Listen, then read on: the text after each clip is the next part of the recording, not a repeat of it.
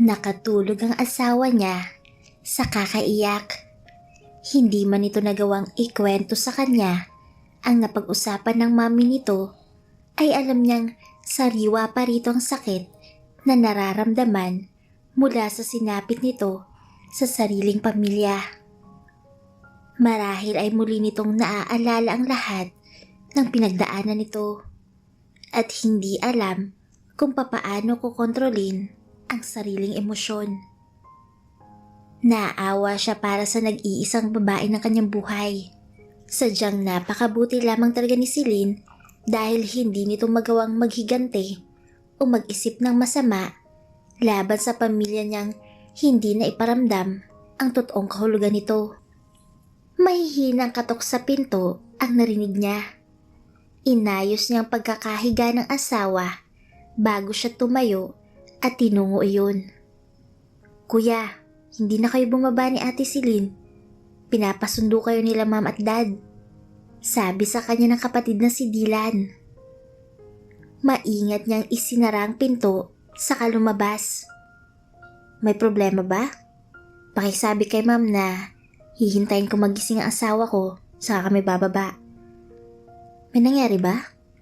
tanong nito. Tumawag yung mami niya. Hindi ko alam kung anong sinabi nito at nakita ko na lang siyang umiiyak. She must be hurt. Tumango siya pagkuway na pabuntong hininga. "Sige kuya, stay with Ate Celia muna. Ako nang bahala kay ma'am," sabi nito at umalis na rin agad. Bumalik siya sa loob at tinabihan ng asawang himbing na himbing sa pagtulog. Dahan-dahan itong hinila papalapit sa kanyang katawan. Otomatiko itong sumiksik sa kanyang dibdib. Ganito ito palagi kapag niyayakap niya ito. Ipinikit niya na rin ang mga mata. Naalimpungatan siya sa marahang paggalaw ni Celine. Dahan-dahan itong iminumulat ang mga mata. Masuyo niyang hinaplos ang mukha nito. "Thank you, sweetie." Nananatili pa rin nakapikit ang mga mata nito. "Hindi mo ako iniwan. I will never leave the most beautiful woman in the world, my best wife." Still comforting me? Ngumiti na ito. I'm just telling the truth. Mabilis niya itong hinaggan sa labi. "No one can resist you, believe me." Oh, just like no one can ever resist my very handsome husband. Naglapat ang kanyang mga labi. "Don't hesitate to ask for my help, Mrs. Anderson. Bilang asawa mo, ay gusto ko na ako ang kauna-unahang makakaalam ng iniisip mo at lahat ng mga gusto mong gawin. Ayoko na sinasarili mo mga problema." Nakita niya na muling bumalong ang luha sa mga mata nito. "Tama na yan." Hinaplos niya ang labi nito. "Alam ko na pinipilit mong kayanin na mag-isa ang lahat ng pagsubok sa buhay. Pero nandito na ako ngayon. Magkatuwang tayo na haharapin ang lahat ng laban sa buhay." Tumango ito at niyakap siya nito ng buong higpit.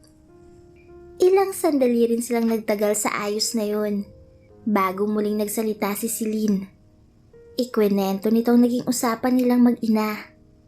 "Kung ano man ang desisyon mo, iyon ang masusunod." Tumingala ito sa kanya. "But I have to warn them. Sa susunod na maulit pang muli ang ganoong pangyayari, ay hindi ko na talaga palalampasin. Hahayaan ko ang batas ang magparusa sa kanila, or else I'll do it in my way." Bumaba sila sa oras ng tanghalian. Masilang-masila pa rin ang kanyang mga in-laws nang makasabay sila sa pagkain.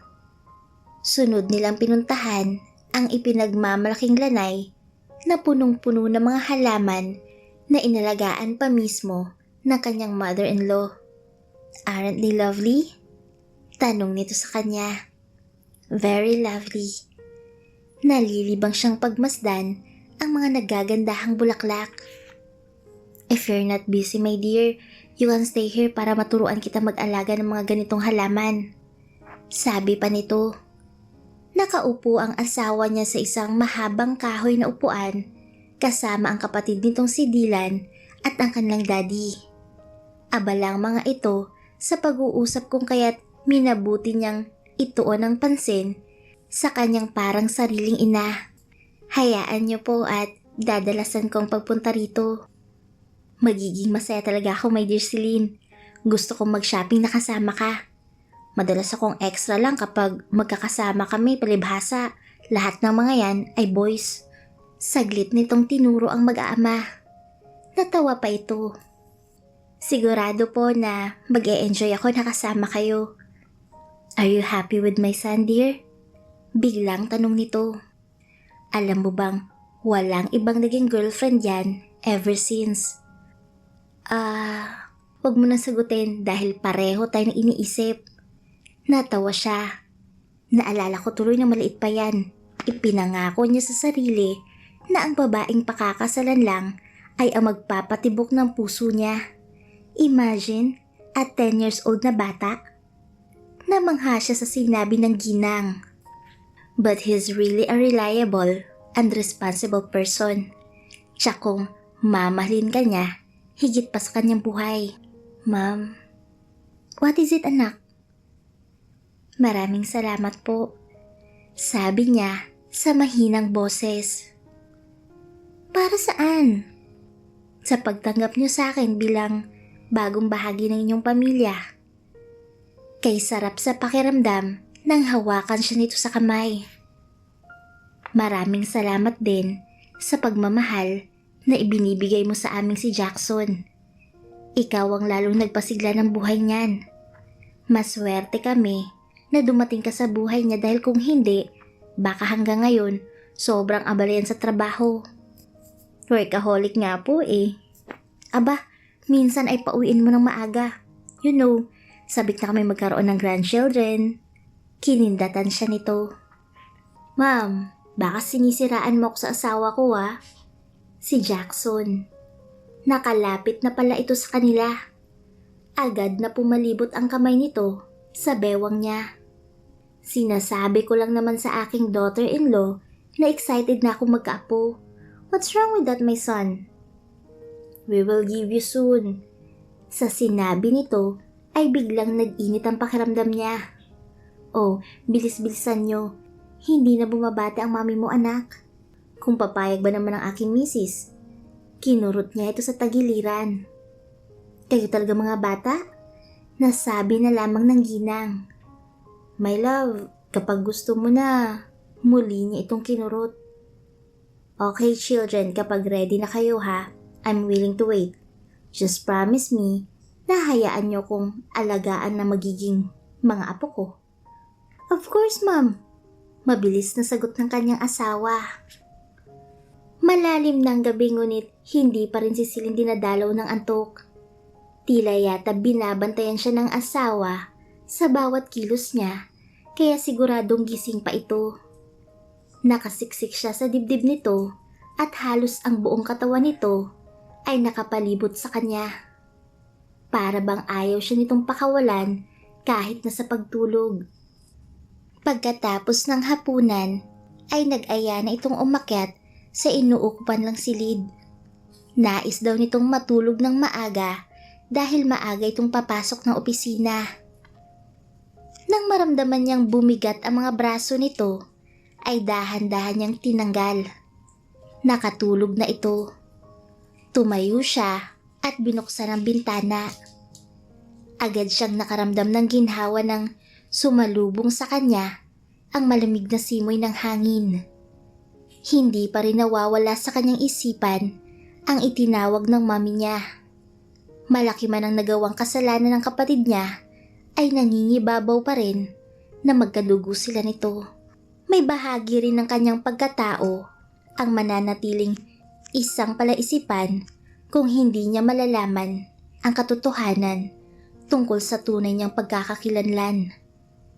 Totoong mang Adriatiko siya o hindi, ang mahalaga ay malaman niya kung sino ang ama niya. What are you thinking? Hindi niya nilingon ang pinanggalingan ng boses. Hindi lang ako makatulog, asawa ko. Unti-unti itong lumapit at tumabi sa kanya. Pinagmamasdan niya kung paano nito titigan ang mula sa malayo. Ang mahaba nitong buhok na masayang dinadala ng hangin sa mukha nito, idagdag pa ang napakagwapong mukha na kay hirap baliwalain. Nagmistulang parang buhay na larawan na tila kahit ilang beses na nakatuon ang kanyang mga mata ay hindi siya mapapagod. "Is there something on my face?" Tanong nito nang ibaling niyang muli ang tanaw sa bintana. Ngayon ko napagtanto na ang gwapo pala ng asawa ko. Sabay kumapit siya sa braso nito. "Oh, really?" Natatawang sabi nito. Mabilis siyang hinila nito at ikinulong sa mga bisig. "Yeah, sa tingin ko, kamukha mo ang magiging first baby natin." "Paano mo nasabi?" Hindi pa rin mawala ang mga ngiti nito sa labi. "Nararamdaman ko lang yung tipo na lagi kong hahanap-hanapin ka para lang makasama at makatabi." "Why would you think of that?" Nakakunot noon na ito. "Kapag nangyari yun, lagi lang ako sa tabi mo. I will take care of you every minute, every second of the day." "Paano ang kumpanya?" "I can still work at home." "BDO ka ba?" "Ha? Bakit?" "You always find ways eh." Narinig niyang mahina nitong pagtawa. "So that means pumapayag ka na?" Makahulugan itong ngumiti. "Pumapayag? Saan?" Saglit siyang nalito. "Na magka-baby na tayo." Humigpit ang yakap nito sa kanya. Para hindi na mangulit pa si Mom. Is that a yes?" "Right after my teleserye project, sweetie." Hinaplos niya ang likod nito. "Okay then, you're the boss." Pinangku siya nito. "Jackson!" Sa kabiglaan niya ay hindi napigilan ng mapasigaw. "Put me down." "I definitely can wait after 3 or 4 months for you to conceive our first baby. But it doesn't mean you can stop me making love to you." Hinubad na nitong suot na pang-itaas. "I know you can't resist to touch my body." Sabi pa nito bago isa-isang tanggalin ang mga damit niya. Bulalas niya bago sila mabalot ng kumot na hinila ng asawa. "Sweetie, I'll meet my mom today." Ipinadala niyang mensahe kay Jackson matapos tumawag ang kanyang ina. Kasalukuyang nasa opisina ng asawa at kasama niya ang biyanan na nag-aayos ng mga halaman sa lanay. "I'll go with you." Tugon nito. "No, sweetie. I can do it alone." Biglang tumunog ang mobile phone niya. "Mrs. Anderson, are you sure you want to face your mother all by yourself?" "Don't worry, my love. I can handle it." "Okay, just let me know if something happens." "Yes, sweetie. I love you." "Take care, my love. I love you too." Nawala na ito sa linya. Nagpaalam siya sa biyanan na aalis lang saglit upang makipagkita sa isang malapit na kaibigan. Masaya naman itong pumayag at binilinan siyang mag-ingat. Ipapahatid pa sana siya nito sa pupuntahan, ngunit tinanggihan niya. Magta-taxi na lamang siya. Sa isang kilalang restaurant siya pumasok at agad na nakita ang naghihintay niyang ina. Halo-halong emosyon ang umaahon sa kanyang dibdib, ngunit pinipilit niyang paglabanan ito kahit parang nanlalambot ng mga tuhod habang papalapit dito. "Celine, anak." Ngumiti ito. "Akala ko ay di mo na ako sisiputin." "Gusto kong malaman kung sino totoo kong ama." Hindi niya pinansin ang sinabi ng katagpo. "Anong sinasabi mo, Celine?" Naguluhan ito. "Nalaman ko kay Almira at ayokong isipin na nagsisinungaling siya sa akin." Isang mahabang buntong hininga ang narinig niya mula rito. "Hindi ko na alam kung nasaan si Lincoln." Nagawa kong makipagtanan sa kanya noon dahil hindi pabor ang lolo mo sa kanya. Isang araw, nagising na lang ako na wala siya at hindi ko alam kung saan siya hahanapin. Naging sakitin ako dahil buntis na pala ako nang hindi ko namamalayan. Tila may baras sa lalamunan nito nang ipagpatuloy ang sinasabi. Nagmakaawa ako nang tanggapin muli ng papa para maisilang kita ng maayos. Kapalit ng pagpapakasal ko sa ama ni Almira. Tumangutango siya. Marami akong pagkukulang, Celine. Hinihiling ko na tulungan mo kung makalaya ang kapatid mo dahil ayoko na maging alalahanin pa ito sa papa. Alam niyo ba ang ginawa sa akin ni Almira? Halos pumiyok ang boses niya. Pinadukot niya ako at nais ipagahasa sa kung sino-sinong lalaki. Madiin niyang sabi, "Ni minsan ba inisip niyo rin ang kapakanan ko?" Ang mga mata nito ang nalilitong nakatitig sa kanya. "Ang lahat ng ginagawa ko ay para rin sa'yo, anak." Umalpas na ang mga luha nito sa mukha. "Huwag kayong mag-alala. Sisiguruduhin kong mangyayari ang nais niyo." Tumayo siya at tumalikod na.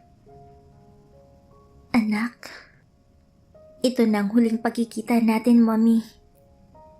Mabibilis ang mga hakbang na lumabas siya sa restaurant na yun.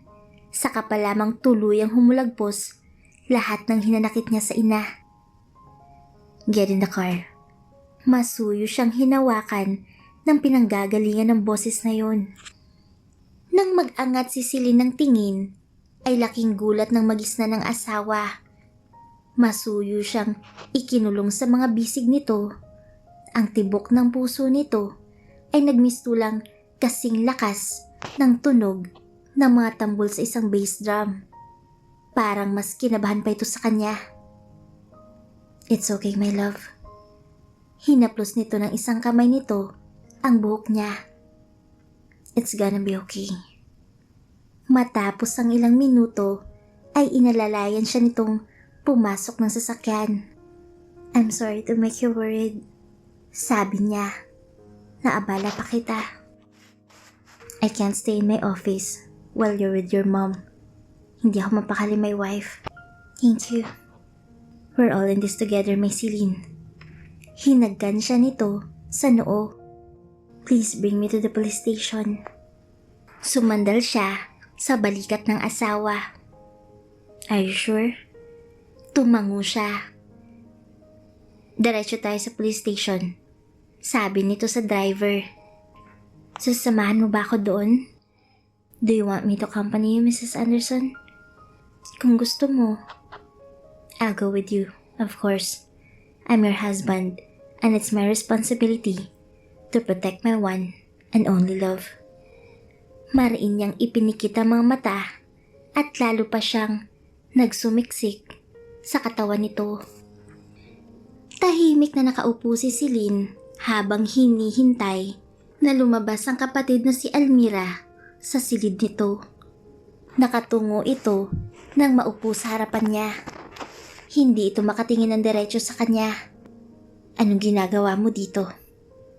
tanong nito. "Totoo nga ang sinabi mo sa akin." Napatingin na ito sa kanya. "Nakausap ko ang mommy at anumang oras ngayon ay makakalabas ka na rito." Ipinangsalikop niyang dalawang kamay sa ilalim ng mesa upang humugot doon ng lakas. "Bakit ang bilis mong magdesisyon na iurong ang kaso? Gayong alam mo naman kung gaano kalaking kasalanan ang nagawa ko sa'yo." Nakangisi ito. "Gusto mo talagang malaman kung bakit, Almira?" Pinipilit niyang ikalma ang sarili. "Unang-una, dahil ayokong dito mo isilang ang magiging anak niyo ni Gino. Pangalawa, dahil hindi ako tulad mo na kailangang gumawa ng masama sa kapwa-tao. At pangatlo, dahil dito ko natatapusin ang kung anumang blood relation meron tayo sa bawat isa. Ganyan ka na magsalita ngayon dahil isang makapangyarihan ang tumutulong sa'yo? Hindi ako katulad mo na mababaw mag-isip. Kung ganun nga sa tingin mo, sana'y matagal ko nang ginawa na maipakulong kayo ni Gino. Nagulantang ito sa sinabi niya. Matagal ko nang alam ang mga panluloko niyo sa akin. Ngunit hinayaan ko lang kayo. Pero talagang sumusobra na kayong dalawa. Kung ganyan ang galit mo sa akin, ay bakit kailangan mo pa akong makalabas dito? Bakit di mo na akong hayaan na magdusa dito? Sino ba namang makatatanggi sa hiling ng isang ina? May pang-uuyam sa boses niya. She's my mother after all. Tumayo na siya. Simula ngayon ay kalimutan niyo na ako. Tutal, kahit kailan ay hindi naman ako naging bahagi ng pamilyang Adriatico. Pagkasabi ay humakbang na siya palabas doon. Isang bahagi ng pagkatao niya ang lumutang, ngunit isang bahagi rin ng kanyang pagkakakilanlan ang tuluyan na niyang iiwanan. Parehong sakit ang idinudulot nito sa kanyang dibdib, subalit kakayanin niyang lalo pang maging matatag para sa kanyang bagong pamilya. Ang pamilyang maituturing niyang walang halong pagdududa at tanging ang pagmamahal ang nangingibabaw sa bawat isa. Are you okay? Ang gwapong mukha ni Jackson at ang pagkakatitig nito sa kanya ay tila tumatagos sa kanyang puso. Nakatayo ito sa gilid ng sasakyan at hinihintay siya. Ang dalawang kamay ay nasa loob ng bulsa. Better than ever. Kusa siyang humawak sa kamay ng lalaki at marahan pa itong dinuyan-duyan. Where's the driver? Pinabalik ko ng opisina. Kinailangan ni Dylan para sa dadaluhang meeting. Gusto mo na bang umuwi o sasama ka sa akin sa opisina? Binuksan na nito ang pinto ng sasakyan at inalalayan siya. Let's have an early lunch and buy something for mom and dad. I like that. And I'm sure matutuwa si mom. Sabi nito at nakangiting sinulyapan siya. Sinamahan siyang bumili ni Jackson sa tindahan ng halaman. Halos 15 minuto rin ang itinagal ng kanilang paghahanap matapos silang kumain ng tanghalian. Magugustuhan kaya to ni mommy?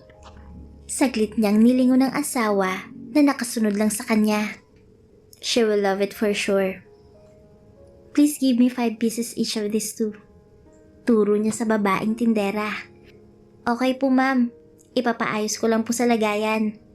Sagot nito. Pwedeng isama ng paso? Bumaling siyang muli sa babae. Pakidagdag na lang po sa babayaran ko. Sure ma'am. Pagdating pa lang ng old house, ay sinalubong agad siya ng in-laws niya. Laking tuwa ng kanyang mother-in-law nang makita ang dala niyang mga hanging plants. Halos maya't maya siya nito niyayakap sa sobrang katuwaan na may panibagong halaman na madadagdag palamuti sa lanay. Bakit ngayon ko lang nalaman na may ganito palang halaman na napakaganda? At ikaw ang kauna-unahang nagbigay sa akin ng ganito. Talaga po ma'am? Yes darling, thank you so much Celine. I really appreciate it and really love it. Wala pong anuman ma'am. Salamat din po at nagustuhan ninyo. Gusto ko ako ang kasama mo kapag pipili ka ng wedding dress mo ha. Hinawakan nito ang kamay niya. I wanted to experience like your real mother. Ma'am, kahit hindi niyo po sabihin sa akin, ayun po talagang gusto kong mangyari. Really? Marahan siyang tumango. Come here, I want to hug you so tight. Naiiyak na siya nang mayakap ito. Ituring mo na ako na parang tunay mong mommy. I don't just like you, but I already love you. My son is very lucky to have you. Thank you, Mom. Maraming salamat po talaga. Aniya, at walang pagsidla ng kasiyahan na kanyang nadarama sa mga oras na yon.